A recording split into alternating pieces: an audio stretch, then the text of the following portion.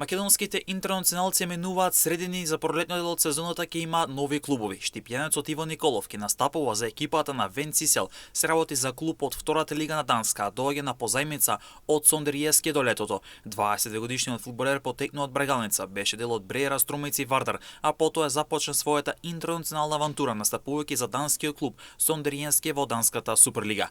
23-годишниот Бојан Димовски ќе биде нов играч на српскиот гигант Партизан.